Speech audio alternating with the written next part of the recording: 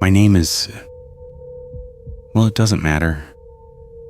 What matters is that I was 8 years old, and I saw something that I was never supposed to see. My family would go camping in Wisconsin every single year with my dad's best friend, Billy, and his family. And every year, my dad and Billy would take all the kids on what they called a snipe hunt. If you know what a snipe hunt is, you know it's just a prank. Snipes don't actually exist. It was just a way for my dad and his friend to come up with new, exciting ways to rile up all the kids. To them, it was hilarious. To us, it was real. They described snipes to us as highly aggressive, bird-like creatures. They said they hide in trees and only come out at night. We were kids. We ate this stuff up. Every year, my sister and I would get super excited, thinking this was the year we were finally going to see a snipe. This year was no different. It was the second day of our trip.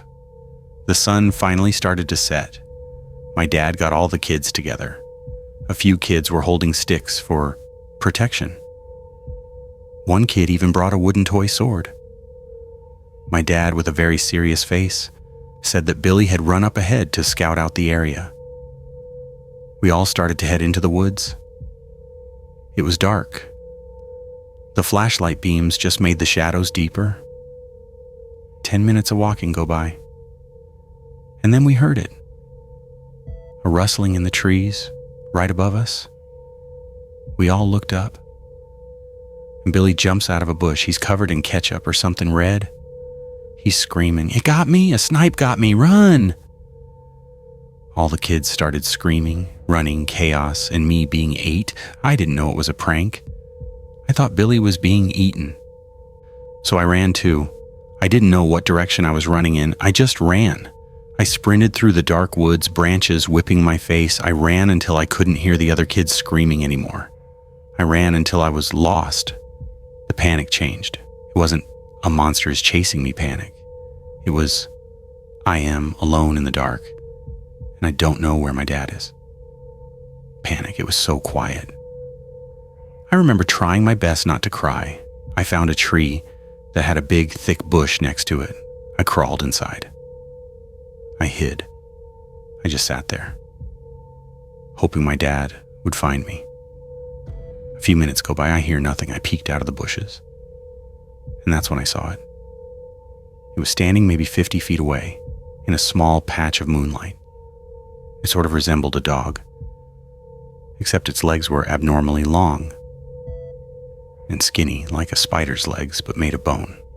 Its head looked mangled, deformed, and I remember seeing only patches of hair scattered around its strange, gray body. I had no clue what it was. I just watched it. I saw it walk by slowly. It didn't walk like a dog. It lurched. Its joints seemed to bend the wrong way. While I was a good distance away, I could hear faint moaning, a low, rattling sound. I was mesmerized by this thing. In all honesty, I didn't like looking at it, but I couldn't look away. The more I stared at it, the more I felt this overwhelming, strange sense of dread. Years later, that's the only way I can describe it. I was so young, I probably didn't understand what those kinds of feelings were. I just remember being in this kind of daze, a trance. All of a sudden, I heard my name being called. "Alex! Alex!" And the crunching of twigs and leaves in the distance. The creature I was staring at stopped. It stopped in its tracks. It turned its mangled head, and it looked at me, dead in the eyes. Our mutual gaze was broken by my father grabbing my arm. He picked me up. He was scolding me. "Alex, don't you ever run off like that. It was just a joke. Billy's fine. We're sorry." I'm sure a ton of emotions were running through him. Relief, anger. But for me, all I was concerned about was this creature. I turned to look if it was still there. It was gone. It just wasn't there. I didn't even hear it run away. It just vanished. As my dad and I walked back to the camp, I told him what I saw. I told him I think I saw a real snipe. It was scary. Of course, he said it couldn't have been. He laughed. He told me, "Alex, snipes aren't real." That was the year that I learned that snipes weren't real. But I also learned that something else was. Looking back, I'm not sure what I saw that night. I told myself for years that it was just a really big, sick coyote, but something in me knew that it wasn't. It wasn't until I learned about skinwalkers that my gut told me that's what it was. To this day, I have no explanation. It could have been anything. I was really young at that age, so who knows? But even now, sometimes when I'm on a bike ride or a hike in the woods, out of the corner of my eye, I can see it again, just watching me from the trees.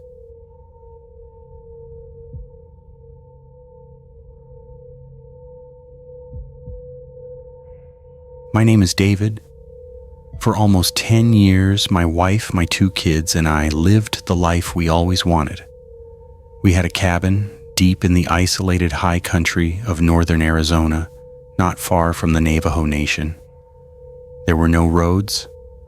Our closest neighbors were a few other families living in cabins just like ours, miles away. We were all connected by thin, faint paths through the pine forest. We traded vegetables, we joined each other for dinner. Our lives were good, quiet, for years. But things took a very sudden turn. I was up late one night, sitting in our living room, reading by the fire. My wife and kids were asleep. The house was silent. Then I heard the cattle. They started moving around frantically outside. This was really unusual, especially this late. I went over to the window that faced our backyard and moved the curtains aside. The cattle were bunched up on the far left side of the field. They were running, as if they were running away from something. I shifted my gaze over to the right side of the field. I couldn't see much in the darkness, but after my eyes adjusted, I was able to make out a deer. It was a very large deer. It was standing partially behind a tree, facing the house. It was very still, not moving at all, just looking in my direction. I couldn't tell if it was looking at me directly, but it gave me a very uneasy feeling. I didn't understand why the cattle would run from a deer. But seeing as it was nothing dangerous, I closed the curtain and I went back to reading. A few nights go by. My wife wakes me up. She puts her hand on my chest and I jolt awake. "What's going on?" I whispered. She told me to be quiet and to listen. I could see the fear in her eyes, as if she'd been up for a while. Very quietly, I could hear something moving around the cabin. Slowly. It sounded like someone scraping the wooden walls all the way around. After the sound made a full circle around the cabin, it stopped. I immediately got up. I went to my kids' room to make sure they were okay. They were fast asleep. I grabbed my hunting rifle. I went around to every window in the house. I didn't see anything. Until I checked the last window, my bedroom window. I could see the same deer, standing in the dark forest, in the exact same spot, staring in my direction, not moving at all. Again, I had never seen an animal act like this before. I had no explanation for the sounds. A dark feeling fell over me. I closed the curtain. I didn't know what was going on, but it was beginning to make me be paranoid.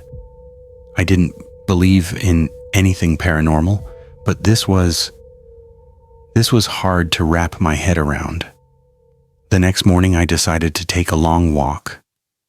I had to talk to one of my neighbors. I had to ask if they had experienced anything unusual lately. I told my wife to keep the kids in the house, to make sure everything was locked. Then I headed down the path. The whole first mile, I was just trying to come up with any possible explanation. The more I thought about it, the more scared I got. I was about halfway to my neighbor's cabin. I got a weird feeling, and almost instantly I heard leaves rustling.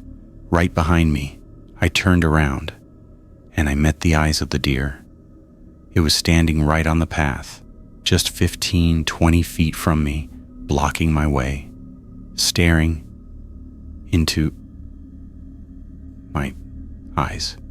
Chills ran down my entire body. As I noticed its eyes. There was white around its iris and its pupils. They were small, a distinct feature to that of human eyes. I turned back around and I ran. I ran all the way to my neighbor's cabin. I was practically in tears trying to explain what I had just seen, something that I knew could not be true. Thankfully, my neighbor was home. He settled me down. He seemed worried for me, but in a different kind of way than I was expecting. When I told him what I'd seen, the deer, the sounds, the eyes, he didn't even seem surprised. He sat me down. He began to share with me his beliefs, the beliefs of the Navajo.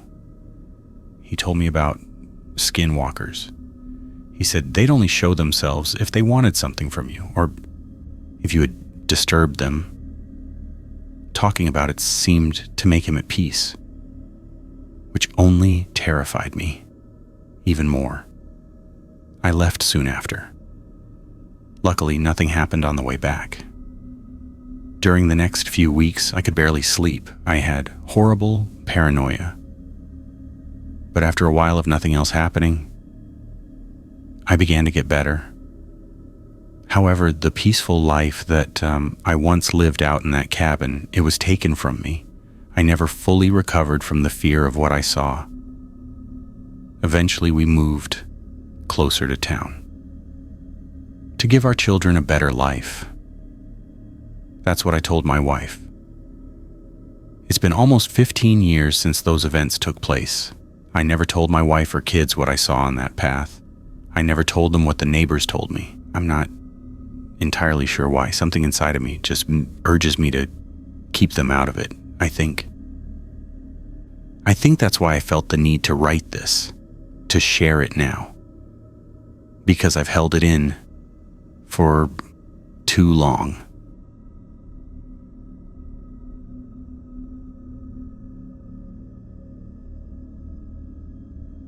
His name was Alex. He was 24, and he was hiking alone. This was his ritual, his escape from the stress of a job he hated, from the noise of the city. He craved the silence of the Arizona desert. He found a trail online. It wasn't famous. It promised a 10-hour hike up a small mountain to a canyon walkthrough. Perfect. He found the trailhead. It was barely a trailhead at all, just a faint gap in a line of thick, thorny bushes. The path itself was faded. He was fine with that. He didn't like running into other people. He wanted to be alone. He hiked for an hour. The trees began to change. The further he went, the more dead they became. The air was dry. The path was littered with brittle, fallen branches that snapped under his boots. The trail clearly had not been taken care of in years. Soon, he was pushing his way through layers of thick, overgrown bushes. The thorns tore at his clothes. The path was distinct enough to follow, but it felt wrong. It felt forgotten. The silence was absolute. No birds, no insects. Just the sound of his own breathing. That's when he heard it. A sound, a very distinct human sound. A whistle. It was faint, coming from much further up the mountain. It was melodic. It held a few notes, clear as a bell, and then stopped. Alex froze. It was creepy. It made him deeply uncomfortable, but he reasoned it was just another hiker. Someone else was on this godforsaken trail, That was the only thing that made sense. He kept going. Another 20 minutes passed. He heard the same melodic whistle again, but this time it was much closer and louder. A cold prickle ran up his spine. He stopped. He scanned the dead trees around him. Nothing. He kept going, but he moved his pocket knife from his bag to his front pocket, just in case. He went up about a quarter mile further. His way was blocked. A huge dead tree had fallen right on the path. The thorny branches were too thick to climb over. He had to go around it. He turned to the right, off the path, pushing through the brush. He took a few steps, and the ground just fell away. He found himself on the edge of a small dry valley, a scar in the earth where a river used to flow. He looked down into it, and in the middle of the valley was a den, a crude hut made of large, heavy, broken sticks. It was complex. It was man-made. Alex stared at it. He put the two things together. The whistling, the den. Someone was living out here. A bad feeling, a primal feeling. It just washed over him. He felt like he was being watched. He decided he needed to go. Right away. He turned to leave the valley, and that same clear melodic whistle came from right behind him. It was 10 feet away. His heart stopped. He spun around to face the valley, to face the den. To his surprise, it wasn't a man. It was a goat, a huge black goat. It was standing just behind the valley, exactly where the whistle had come from. It was motionless. Its eyes felt like they were staring into him. He couldn't help but notice how large it was, bigger than any goat he'd ever seen. And its pupils, they weren't round. They were horizontal, but they were wrong. He was freaking out. His brain couldn't comprehend the situation. He managed to control himself. He began to walk back slowly, still facing it. He took one step back, and the goat, it opened its mouth slightly, unnaturally, and it let out the same whistle, that same melodic human whistle that he'd heard too many times already. His fear just took hold. He didn't yell, he just ran. He scrambled up the bank, sprinting down the mountain. He fell multiple times over trees and rocks. He didn't care. He just had to get out. He heard the whistle one more time, softly echoing down the mountain as he made it to the exit of the trail. He never told anyone. He thought nobody would ever believe me. He would just sound like a coward. He hadn't heard about them until recently. Until he was online, and he saw the stories. The legends of the Navajo. About creatures that can mimic a human voice, that can take the shape of an animal, a creature that builds lairs in the wilderness and lures people off the path. He realized what he saw. That goat, it was the only possible explanation. It was a skinwalker.